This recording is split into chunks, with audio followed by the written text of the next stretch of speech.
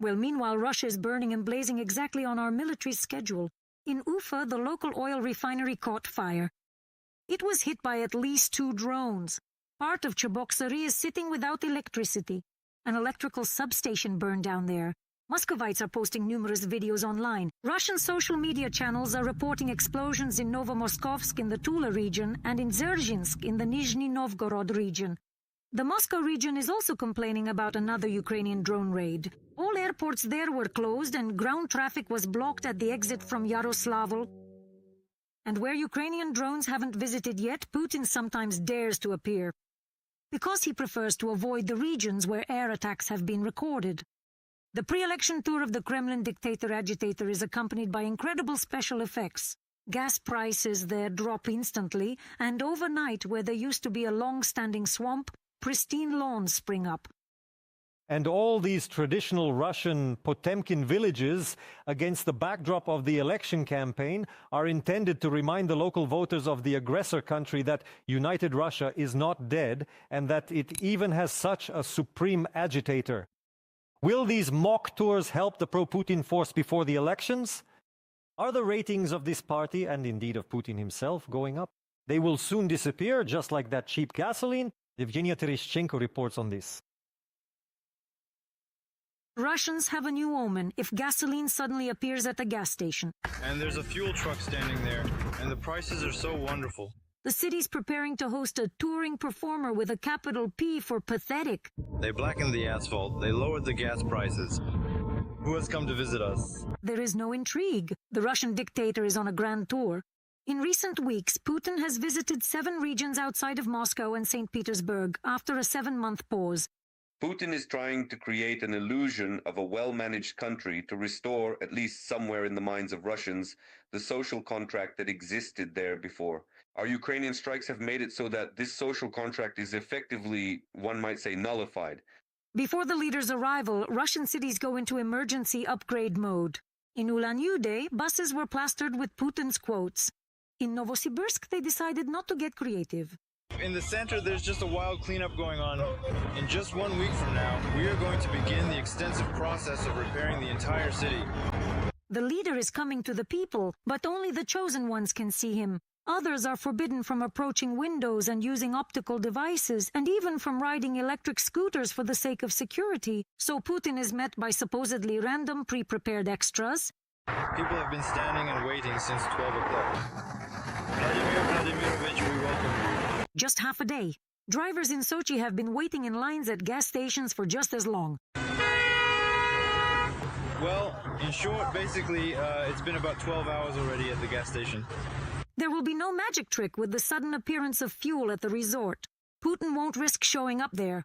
The chief agitator of united Russia only travels to cities where Ukrainian drones haven't reached yet. It is very far from the front line. He didn't go to Belgorod, Bryansk, Kursk, not even to Rostov, and not even to Krasnodar. He went very, very far away and demonstrated his activity there. For example, to Ulan-Ude. There, more than 5,500 kilometers from the border with Ukraine, Putin was hugging a Buryat boy. Thank you for responding to my invitation. I didn't even expect you to arrive so quickly. And it wasn't for nothing that he arrived. The master of Russia was shown a toilet that will one day be built in the city. Today there are wooden houses here, even with 8 entrances, but the toilet is outside. A chance to show itself also fell to Krasnoyarsk. There, the Russian dictator for some reason decided that he was Ronaldo. And he fulfilled the Putin and children agenda. Hello, Vladimir Vladimirovich. Hello. In Siberia, the Russian leader supposedly discussed AI, or more likely, the syndrome plaguing Kremlin elders. Boom, their gray matter is gradually shrinking. Like shagreen leather. In Sakhalin, Putin put on a dress-up show. On the Kuril Islands, he was eating caviar by the spoonful and examining halibut. Guaranteed fishing that you will catch both halibut and larger fish? Although in reality, the dictator-agitator didn't go to fish, but to save his ratings. In the fall, Russians will be electing the State Duma. United Russia is going into the elections as Putin's party, but its popularity is sagging. According to the calculations that even official media are reporting, it was initially 50%, now it is 45%. According to unofficial ones, it's around 30, and that's in the best case scenario.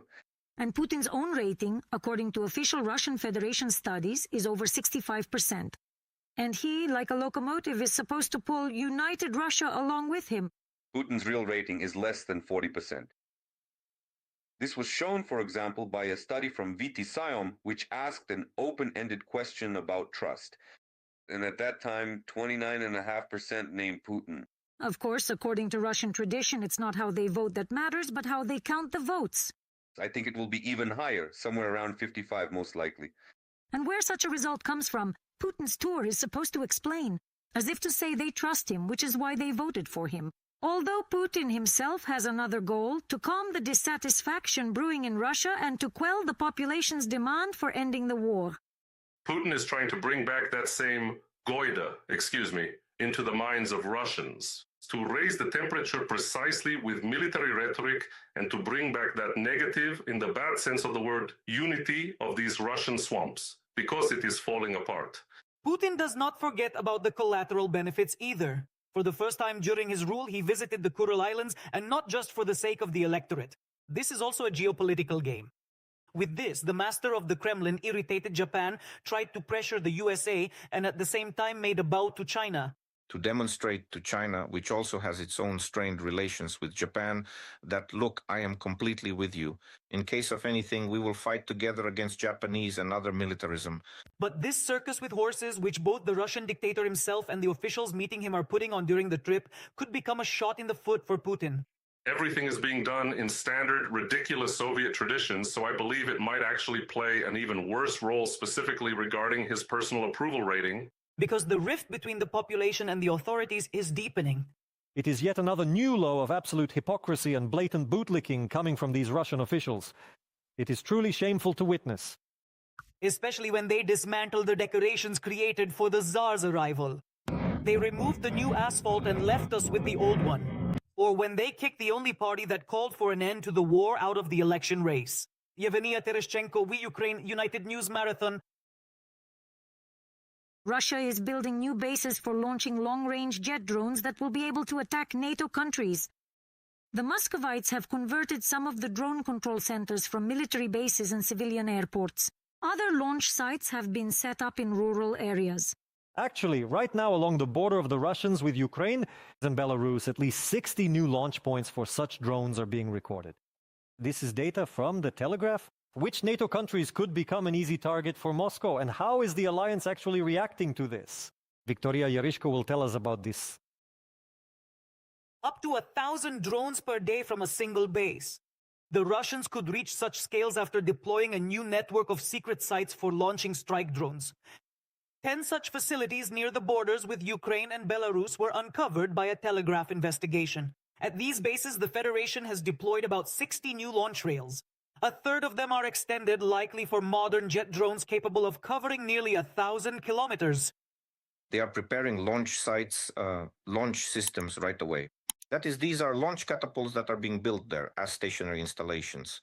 They are betting exclusively, on those that are launched either like the Shahed at a 45-degree angle from a special launch platform, or those that are launched using a catapult. The Muscovites are already using 7 out of 10 bases for strikes against Ukraine. More launch rails mean the ability to launch a significantly larger number of drones simultaneously. More than 1,000 drones can be stored at a single base. Considering the stockpiles that can be stored there, the number of launches at each of these bases individually could launch well up to 1,000 UAVs per day from a single base. There are 10 such bases. So we understand what a significant scaling of capabilities this is, specifically regarding launches.